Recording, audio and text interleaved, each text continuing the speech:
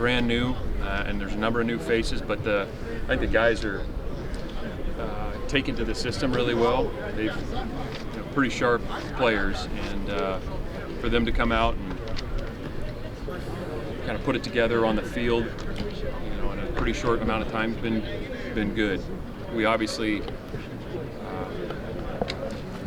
will learn and grow as we kind of continue to feel comfort in the system. But I think the guys overall have done a really good job of that. I think, defensively, we've made some tweaks. I think those guys obviously have more comfort because the words are familiar and the techniques are familiar, so they should be a little bit ahead. But you watch today and in all of our practices, like there's a number of explosive plays being made by the offense. So, it's a double-edged sword when you're the head coach. You see, the good and bad on both sides. But I think overall the attitude, the competitiveness has been really good, and that's what we need. Are you ahead in any way from what you expected in any particular area? Yeah, I mean, we have high expectations for the group, so I don't know if we're ever ahead of where we expect to be. We're always looking for a little bit more. Pleased with the progress, but, I mean, we're going to have to be better. There's no doubt about that. What will be the focus when you come back on the 5th? Well, it's going to be, that we jump back in and pick up where we left off. We got a break here with spring break, and just mentally and physically that we're staying in tune. So when we come back, that we're moving forward. And then it's about the detail, the little things in the assignments. Philosophically, the big picture. Defensively, we got to do a better job in open field tackling. Offensively, we got to get rid of a few self-inflicted wounds.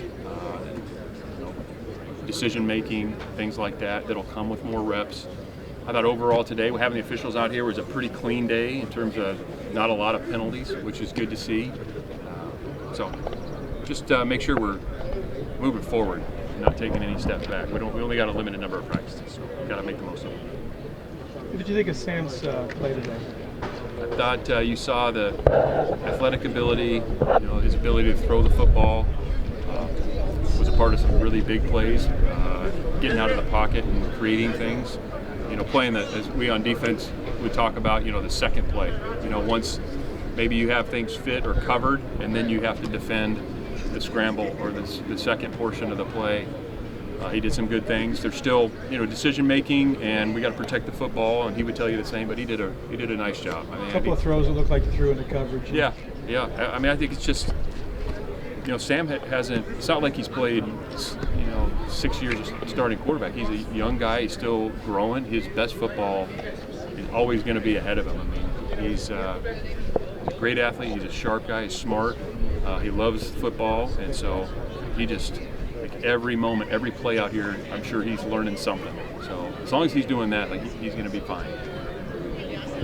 A lot of deflections in the back end today. What did you think of the play in the secondary? Yeah, it's good to see, making plays on the ball. It's kind of gone back and forth throughout spring, honestly. Call those one-on-one moment of truth plays.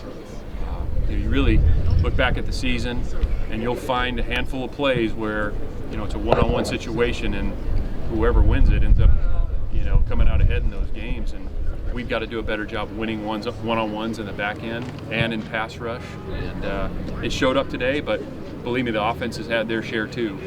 There were some today, and then we've had a number of them in practice. So it's good that it's competitive. You don't want that one-sided. What are some of the ways you've seen improvement in the offensive line so far?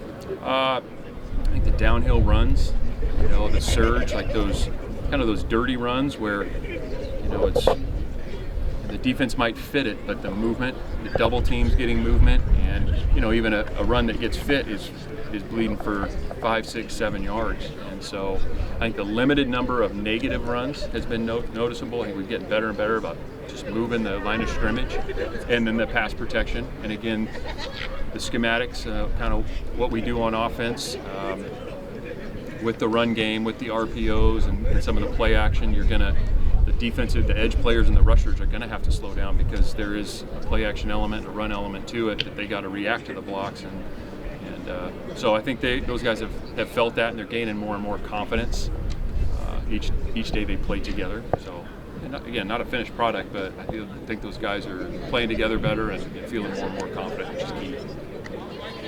How do you assess special teams so far? we just need to keep repping it. I mean, we got a couple punters out there battling it out. Mike Luckhurst is doing a nice job with the field goals. We haven't done as much kickoff. We'll get into that in the second half of spring ball. I think we got a number of guys that can play on special teams, you know, linebackers, safeties, tight ends, guys that can, you know, run and hit. You know, the hidden yardage is going to be a huge part of outcome of the games. You know, field position and how that equates to scoring and stopping people from scoring. So we talk a lot about special teams, and we're practicing it a lot, and it's got to be a weapon for us. There have been one or two players on defense that you're particularly impressed with that maybe jumped off the tape a little bit?